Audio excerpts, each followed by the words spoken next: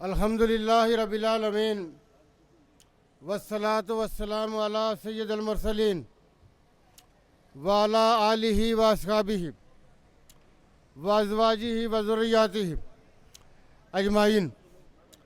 आपसे गुजारिश है कि अगर आप मेरे साथ दुरूद इब्राहिम में शामिल हो सके। अल्लाहुम्मा सल्लि अला मुहम्मद व अला आलि मुहम्मद कमा सल्लैता अला इब्राहिम व अला आलि इब्राहिम इन्नका हमीदुम मजीद।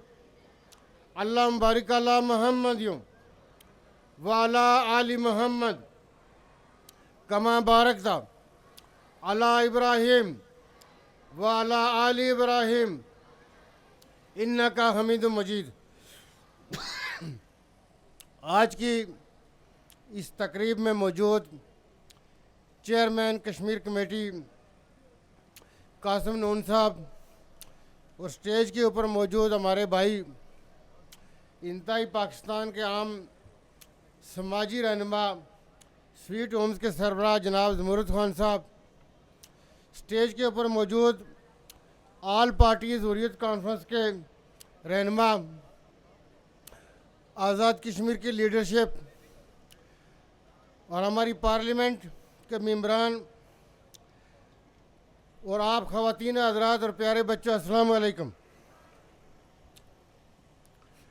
5 अगस्त 2019 को हिंदुस्तान अपनी रवायती मूज़ोरियों से एक कदम आगे बढ़ा और उसने 35A और 370 को रिवोक करते हुए कश्मीर का जो जुदागाना स्टेटस है, जो इसका प्रिंसली स्टेटस था, वो ख़त्म कर दिया। जब अंग्रेज़ हिंदुस्तान से जा रहा था तो हिंदुस्तान की आज़ादी का ये फार्मूला था कि हिंदुस्तान के अंदर जितनी भी बरे सगीर में रास्ते मौजूद हैं, वो चाहे तो पाकिस्तान का हिस्सा बने या चाहे तो हिंदुस्तान का हिस्सा बन सकती हैं।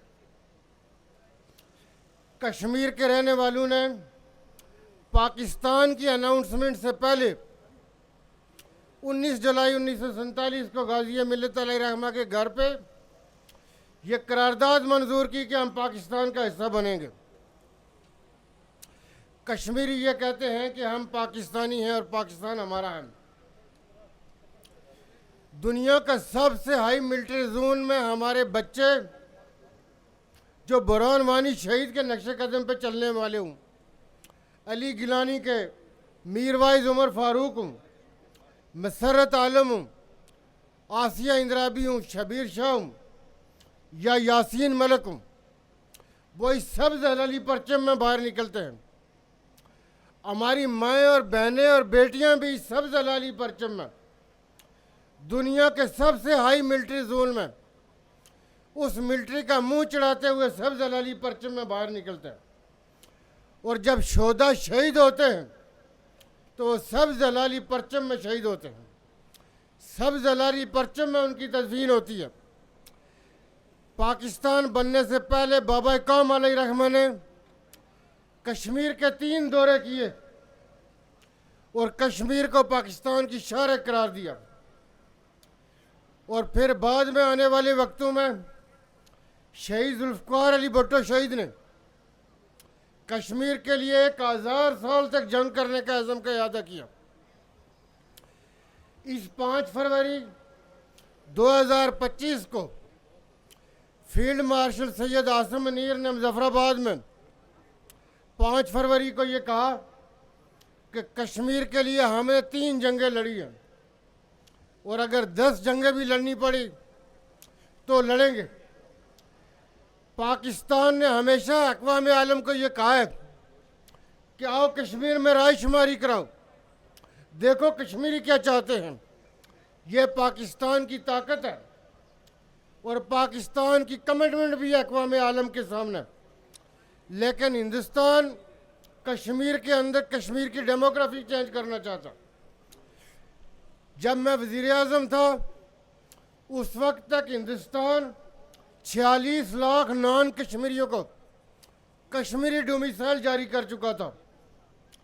हिंदुस्तान ये चाहता है कि जब कभी अक़वाम आलम के दबाव में या कश्मीरियों की जदोजहद के नतीजे में उसे राय शुमारी पर मजबूर होना पड़े तो वह नॉन कश्मीरियों को ऐसे डोमिसाइल दे, ऐसे सर्टिफिकेट दे कि वो उस राय शुमारी को अपने हक में इस्तेमाल कर सके।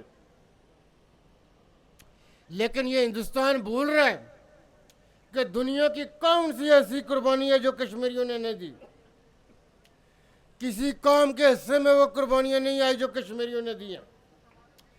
कश्मीर की तहरीक ये दुनिया की वाहिद ऐसी तहरीक है कि जिसमें दूसरी कोई कौम शामिल नहीं है।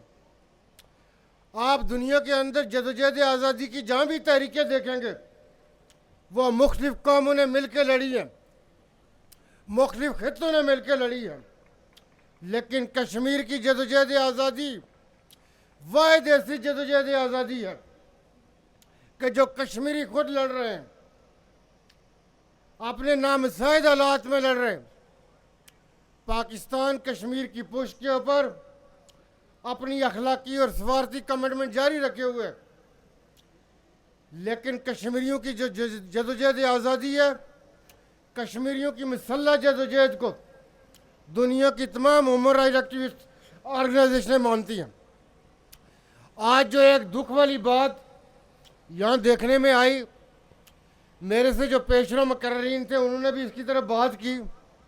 मैं भी उसमें कहना चाहूँगा कि 5 अगस्त कश्मीरी और पाकिस्तानी 24 करोड़ कौम, पूरी 24 करोड़ कौम 5 अगस्त को भी बाहर आती है, 5 फरवरी को भी बाहर आती है और दुनिया को ये बताती है कि कश्मीर के ऊपर कोई सियासत नहीं है।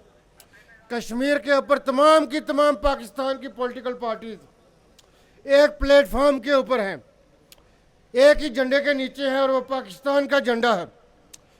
जब यासीन मलिक को सज़ा हुई उस वक्त मैं पाकिस्तान तहरीक इंसाफ में था।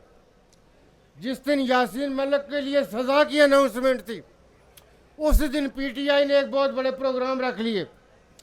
मैंने उस वक्त इमरान खान को ये कहा कि आज कश्मीरियों की दुख की घड़ी है, ये तकलीफ़ की घड़ी है, कश्मीरी सोग में है, वो परेशानी में है। उन्होंने कहा हमें किसी ने बताया नहीं, हमें याद ही नहीं रहा।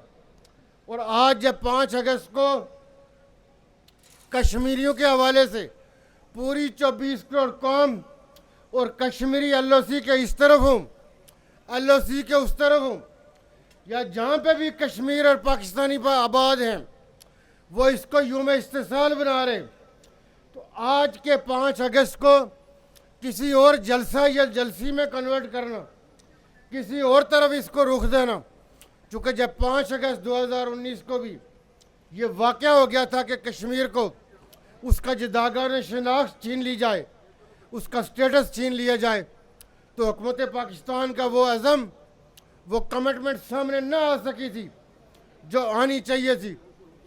तो हम ये समझते हैं कि आज के दिन के हवाले से वो कोई और तारीख रख लेते, लेकिन कश्मीरियों के दुखों के ऊपर नमक नहीं छिड़कना चाहिए। कश्मीरियों की तहरीक के साथ, उनकी कुर्बानियों के साथ, उनकी जदोजहद के साथ खड़ा होना चाहिए।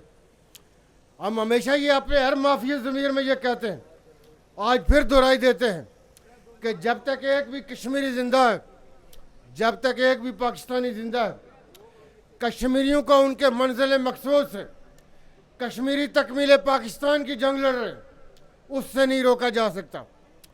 कश्मीरियों ने खुद फैसला करना है कि उन्होंने कैसे रहना है। हम कश्मीर के रहने वाले ये कहते हैं कि हम पाकिस्तान हैं, पाकिस्तान हमारा है।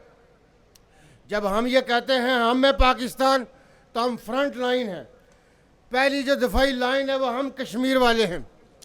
और इस बुनियान अल मरसूस में भी पूरी कौम ने अपनी मुसल्लह अफवाज की पुष्ट के ऊपर जिस यकजहती का मुजाहरा किया वो इंतहाई काबिल तारीफ़ है। और जब हम एक प्लेटफॉर्म के ऊपर इकट्ठे रहेंगे, इसी तरह डटे रहेंगे, तो वो 1 अरब का मुल्क हो या 80 करोड़ का मुल्क हो, वो हमारा कुछ बिगाड़ नहीं सकेगा। और इंशाअल्लाह वो दिन दूर नहीं जब कश्मीर में भी आज़ादी का सूरज तुलू होगा और वह हमारे मुल्क का हिस्सा बनेगा। हम ये कहते हैं जो आज़ाद हुआ वो पाकिस्तान है, और जो आज़ाद होगा वो पाकिस्तान बनेगा। आप सबका बहुत शुक्रिया।